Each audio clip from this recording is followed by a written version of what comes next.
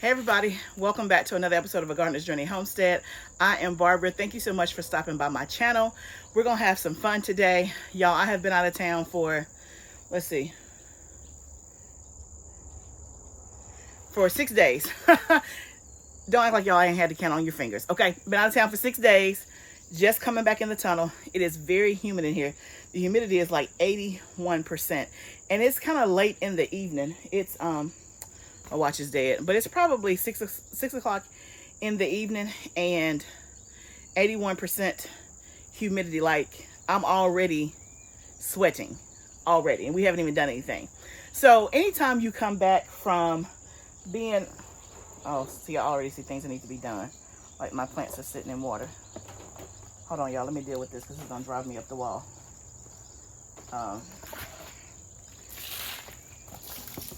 Okay. I had to dump that out. I couldn't sit there and let that look like that. Okay. So, anywho, back to regular schedule programming. So anytime you're away from your garden for a number of days, and I tend, with my schedule, I travel, I wouldn't say quite a bit, but I'm usually gone somewhere at least once a month, sometimes twice a month.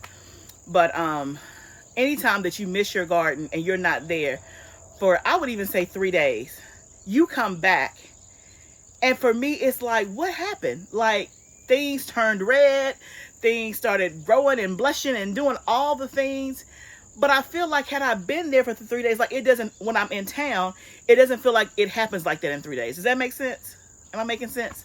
And so anytime I'm out of town and I come back, I feel like a kid in a candy store. Like, if your parents used to travel, they would always bring you back like a souvenir or whatever. I feel like I'm going to come to the garden and see what all my souvenirs are. Like, what happened while I was gone? Like, what surprise am I going to see? And boy, do I have a surprise for you. I got a couple of surprises. So today we're just going to walk through. And again, when I walk through the garden, it's always so much to be done. Where do you start? You know what I always say, just start. Just start. But I'm going to take you around, show you one of my surprises, and then we're just gonna get busy. Of course, we have plenty of stuff to harvest, and I also want to talk about, we're in August now, and it's funny how each month the garden brings something new, and we'll talk about that on this video. But if you're new here, I am in zone 7A. I'm in the state of Tennessee, and right now I'm standing in my high tunnel, but I have this high tunnel. I also have an in-ground space, and then I also have some raised beds behind my house. So that's kind of what we're working with. But let me take you and show you the surprise. I got a couple of them. Okay, but on the way to the surprise, y'all, look at my tomatoes. Is that not just like a kiss of heaven? Do y'all see these tomatoes? Look at that. It's one thing to come in your tunnel and see like green tomatoes, but when you see the red and they don't look all tore up and blemished, it's a whole different experience. So because I've been gone, like these were all green when I left, and now they're all just a blushing. So I love seeing that sight. We'll come back and we'll harvest these. But okay, let me take you to the surprise, but I had to show you that on the way. Okay, y'all, I don't know if you can see what's peeking through. First of all, it's a jungle in this row, but this is the cucumber row that you're looking at. But do you see what's peeking through? Let me gently see if I can get over here.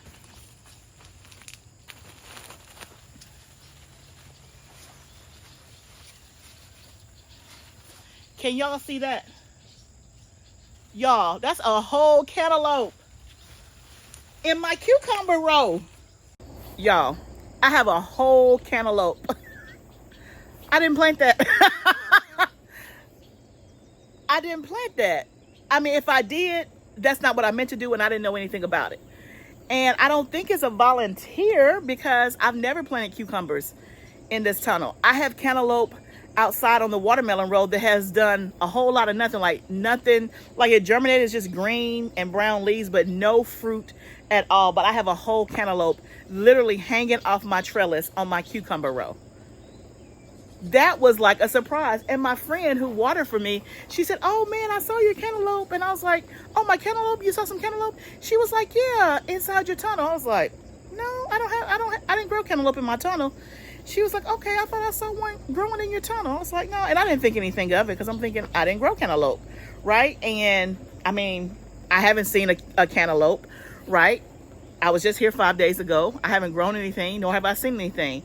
Y'all, it's like this big. And it has about torn up my whole trellis, because when I came in on the other side looking on my cucumber row, my trellis, and it's like a wire trellis, it's like all pushed in. And I'm like, what is going on with my cucumbers? Like, it's like the whole thing's like about to break and fall. I think one is the weight of the cucumbers. My cucumber plants looking bad, y'all, because I've been gone for 5 days. And with cucumbers, what can you do? You can't do anything.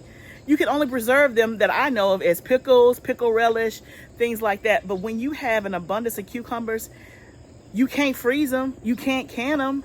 So it's one of the things that you got to have something, you got to be able to do something with. So I have plenty of cucumbers on the vine that are like, I don't know, they're not even edible. Like, they're this big around, this big. Some of them have turned brown because I had plenty on the vine before I left, plenty that I just ran out of time. I could not harvest. And I knew I can't do anything with them because everybody was gone. So now I have those plus more that have come through since I've been gone. And so the whole row of the plants just look bad. Look really, really bad. But I got a whole cantaloupe, y'all. A whole cantaloupe. I'll try to get a better shot. But y'all, it's thick in there. Let me see if I can take you on the other side of the cucumber row so you can see what I mean.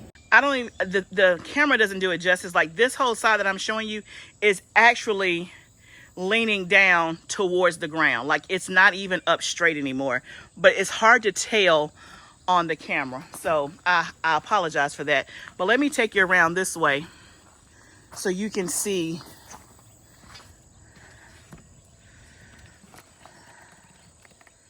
how the cucumbers are looking. Like,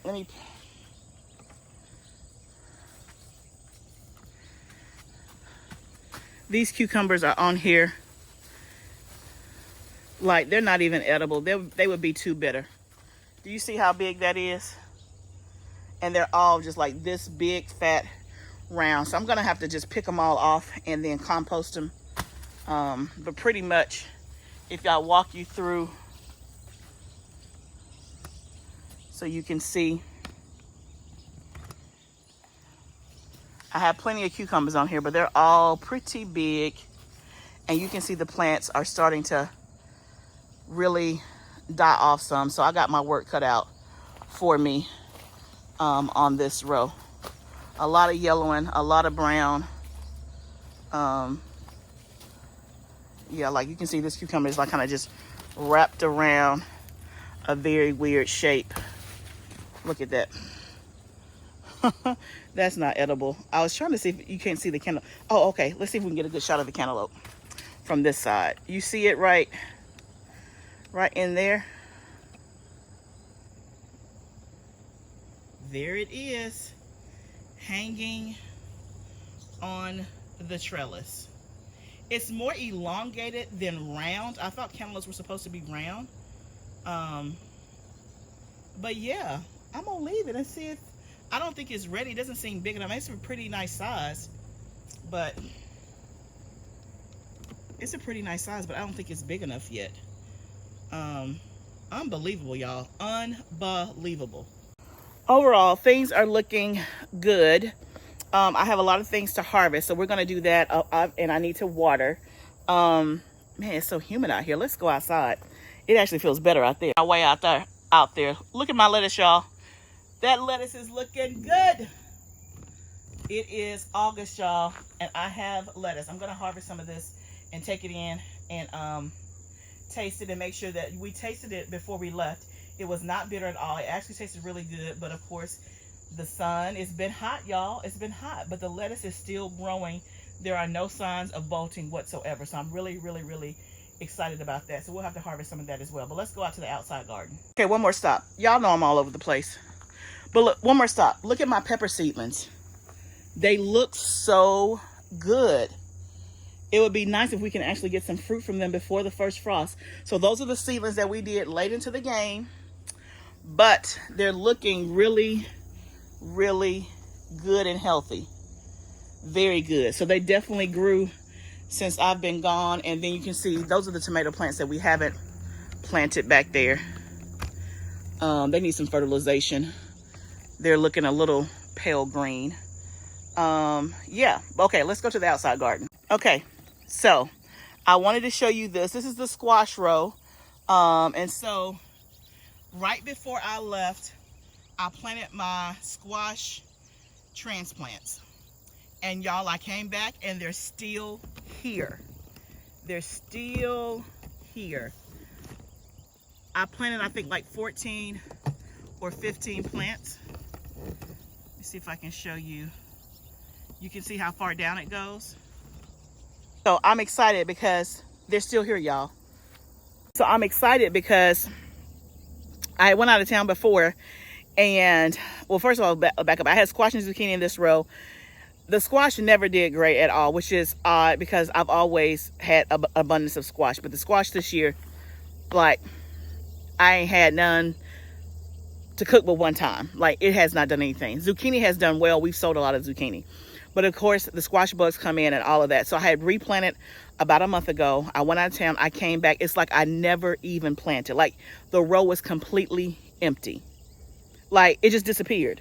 So I restarted some seeds again because, again, I'm in zone 7A. And so my estimated last frost date is not till October the 19th. We're in the beginning of August. So I still got time to grow squash. Because squash is like, I don't know, 45, 50 days. So I should probably have squash like end of this month, first of next month. Easy, no problem. I could do another succession of squash. So I'm excited that I actually put it in the ground before I left, and they're still here and they look good. So that is a plus. That was a good surprise.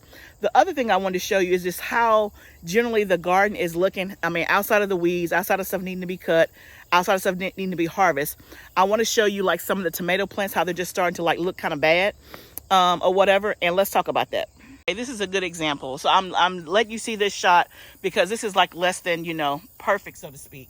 So you can see there's a lot of brown plants, looking like they're dying off. Now, don't get me wrong. When I come out here and saw, I still have some fruit that needs to be picked. I got, quite a bit. Some of it is like diseased or, just been eaten by bugs because I didn't get it, soon enough. So I definitely still have stuff to pick. But you can see that the tomato plants, are just starting to, to take shape, and you can see starting to not die off, but they don't look as healthy as they did 30 days ago. So in my climate in zone 7A, that's pretty typical, for me. And, everybody's peak season is different. So for me, I feel like the peak season is like around mid-July, like the second week of July to the end of July is like peak season where we have like a big abundant harvest. I did a video last week about one of our biggest harvests yet. That usually happens around July. Now, don't get me wrong, we still will be harvested in August, and it'll be interesting to see if it still will be as abundant. Because a lot of times things will start to die off because of the extreme heat, especially like your tomatoes. So they start to just look kind of bad. And that's kind of normal in this area. We're going to see if we can hold out as long as we can. Now, last year they started to look bad, but I was still picking tomatoes, I want to say at the end of August, maybe even September. I got to go back to my videos and see. And then, of course, as we get into September, the days are shorter. The sun is not as intense. And so they have already kind of done their best life, and you still may get tomatoes, but you may have a hard time being able to ripen the tomatoes. They may just be green and they may not fully ripen. Now, I've heard some people say that, you can just pick them completely green and put them on your counter and they'll ripen up. I have not had that experience. Last year, I tried it, and when I picked completely green tomatoes that had no sign of blushing, they did not ripen for me. I don't know if it was my kitchen counter. I don't know if it was the kind of tomato. So I can't say that. If it works for you, more power to you. But somebody on the channel did ask me about making chow chow. Now, y'all, I always thought that chow chow was like yellow, which I think it is. And I love chow chow. But I never knew that it was with green tomatoes. So that got me all excited. That got me all excited that I will have a way to use green tomatoes. I'm going to do it. That sounds really, really good to me. So, hey, I'm here for it. But I think we'll still get plenty of red tomatoes. And remember, I still have some tomato plants that we just showed you in the tunnel. So I probably have, rough guess, maybe 8 to 10. So if I wanted to pull some of these out here, then I could put them in the ground and just see. And there, I got some on the other side here that I can show you that look really, really bad. Like these look, you know, still okay. Those look bad. That I could pull those out and try to plant those and see if I get anything. Again, it's a gamble, and I'm okay with that. My goal in terms of personal tomatoes in my freezer, I think last year I had 9 bags of frozen tomatoes and we made sauce. And I can't remember, but I want to say we got, I got to go back and look at the video. We got at least 8 jars of sauce. At least. It may have been 10 to 12. But that was from 9 bags of tomatoes. And so, of course, I want to at least get to 9. But, of course, if I can exceed that. And I think right now in my freezer, I want to say I'm at 5 or 6 bags. So, I'm more than halfway there. So all I need is 3 more bags of frozen tomatoes to like meet my goal, so to speak, in terms of last year. Obviously, I want to exceed. So if I can do that, I would be most appreciative, right? But yeah, just again, this is kind of what happens as you kind of go from June, July to August. In June, you know, everything is like, you know, miniature, but it's looking green, it's growing, but you're like, come on, hurry up already. In July, to me, is when it boom, it's like peak, and you're starting to get your harvest. In August, you're getting some harvest, but it's starting to kind of like die down, especially outside. You know, it's starting to like, you know, decrease. So that's normal, at least in my climate. So what else did I want to show you? We're going to do some harvesting and some watering. Oh, the first thing we're going to harvest, and it's funny, I don't know if y'all are like this. Like when I come out to harvest, I always inherently go for my tomatoes and peppers first. I think for me, because I use those are like valuable to, I mean, all of the stuff in my garden is valuable, but do y'all like put a valuation on your stuff? Like what's more valuable? Tomatoes and peppers are more valuable because I can use those. Like I use peppers all the time, right? And so I love using homegrown peppers that I don't have to go buy at the store and pay $2 or $3 for a pepper. I got plenty in my garden. And then tomatoes I can turn into paste. I can turn into powder. I can turn into sauce, spaghetti sauce, pizza sauce. So it's a lot of stuff I can do with it, you know, throughout the year. But when it comes to some of the other stuff like okra, look, y'all, my okra plants look a hot mess, literally. And I think I may not do okra. I'm not going to say any more, but I don't know if I'm going to give okra a space in my garden next year. And here's the reason why. I love okra, but I can't keep up with it. It is high maintenance. You know how they say some women are high maintenance? Okra is like high maintenance in the garden. She is like, pick me every day. Or if you don't pick me today, I'm not going to be good tomorrow. Like, you better come out here and get me right now while I'm ready. She does not wait. She don't give you no warning. It's like in the morning, she's this size, and by evening, she is the perfect size for picking. And if you tired or you just don't get to it, she's like, I'm done with you. And she's like this big, and you can't use her anymore. Too high maintenance. Too high maintenance for what I got going on in my life. So I don't know if I'm going to do okra again. Because when I'm having to pick, I go kind of like in an order. It's always tomatoes, peppers, cucumbers, things like that. Today, we're going to switch it up. I'm actually going to look at harvesting my corn. I've already taken one ear off. It looks decent. So we're going to see how much we have and get that first. Because when I have a limited amount of time and I'm picking the things that I always pick, then some things don't get picked as soon as they need to be. And I'm looking at the okra. Of course, I've been gone, so nobody was here to pick it. But even before I left, I mean, just high maintenance. So I really, if I could just find me a local farmer and just buy okra from them to put in my freezer for the winter, I would be good.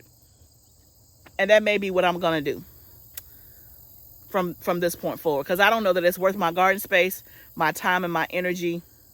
Yeah. And I'm certainly not. I'm not selling it because, I mean, you got to keep picking it. Anyway, y'all get it. Y'all get it. So let's go grab us a basket and let's harvest our corn first and see what we have, because I think it is ready. Our first corn of the season. Okay, got basket. Let me show you the first one that I picked. Ooh. So I don't have any right there. When I pull that back, look at that. Looks pretty good. looks near perfect. Oh, I hope it's not too hard. Oh, okay, I'm pressing it. The milk came out. Hopefully it's not too hard, and we haven't waited to the last. I mean, we haven't missed the prime window. Let's go see what we have, and let's just go see.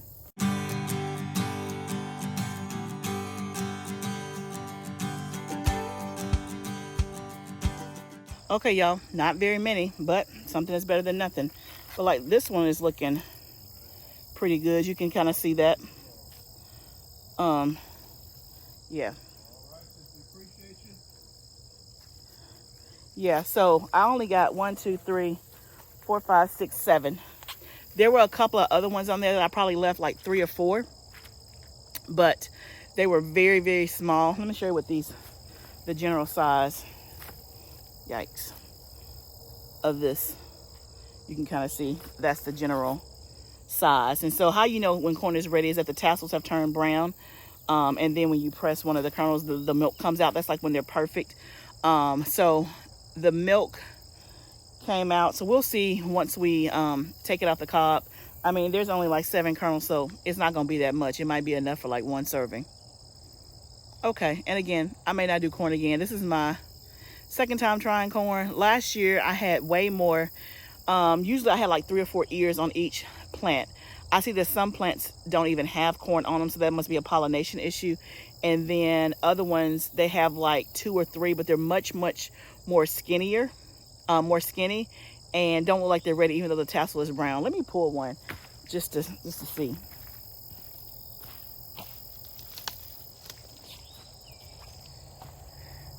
Like, you see how thin that is? Tassel is brown, but when I open it up, yeah, you can see that that one doesn't look good. And I'm not a corn expert. Like, I haven't successfully grown it yet, but I love corn. And, you know, all the corn in the store is like GMO. So if I can grow my own, that's great. I need to find me a local farmer, you know, that can grow some organic corn and then just buy it that way. And this year, I didn't dedicate as much space to the corn as I did last year. Like last year, I had 2 25-foot rows, and I barely got any. We had some for like, I don't know, maybe a couple of dinners, but I didn't have any to freeze or preserve or anything like that. One of it is because I picked it too late, just because I just got inundated with all the stuff and then just picked it too late, and so it wasn't good. But I had way more. Way more. This year, I scaled it all the way back. I only did, I think, 12 or 14 plants. And so very limited space, because I didn't want to give it that much space in the garden. Just wanted to see. I have some plants that didn't even, you know, germinate. And then this year I did not side dress it with nitrogen, which is what I did last year. So I'm not completely surprised. And again, this variety, I don't even remember what I planted. So I'm not completely surprised, but oh well, you win some, you lose some, or you win some, you learn some, however you want to look at it. I'm not terribly surprised, but I'm going to take these 6 or 7 ears of corn and see what it tastes like and see if it's, you know, anything. And then we'll make a decision if we want to do it next year and invest more time and energy. We'll see. And even though I love corn, it's like one of my favorite vegetables, I very rarely eat it now, because in the store, it ain't good. Like, the stuff in the store, you eat that, your stomach going to tell you does not belong here. So I don't even buy it. There's one that I've seen at Sprouts that's non-GMO, that's frozen. It's like a little bitty bag like this size, and it's like $3. Nobody doing that. Yeah, come on, be for real. So anyway, y'all, it's hot. I'm hot. It's humid. I'm itching. I think what I'm gonna do is I'm gonna harvest what I can, and then I'm actually just gonna call it. Even though I have like an hour and a half left of sunlight, I've been gone. It's been really, really busy. Of course, I cannot come home and not see the garden. That's like my first stop after I unpack my car. So I've saw, harvested. I'm about to water. I'm definitely gonna water. And then if I have a few more minutes of energy, I will do some harvesting. If not, I'll catch it tomorrow. That's what I'm gonna do. But thank you guys so much for joining me today. We saw some surprises in the garden. Yeah. If you have any tips about corn, let me know. I think there's a couple things I know to do that I didn't do, like the side dressing. It needs extra nitrogen, all that good stuff. I did plant them beside each other so that they can kind of help pollinate each other. And again, I don't even know what variety I planted. I don't remember. I have to go back and take a look. But anywho, I'm glad about it. It's okay. But thank you guys so much for joining me on my journey today, coming home, seeing a couple of surprises. And again, stay tuned. If you like what you're seeing on my channel, definitely subscribe, give this a thumbs up, let me know in the comments, and I can't wait to see you next time. Remember, gardening is a journey. Let's grow together. I'll see you next time, friend.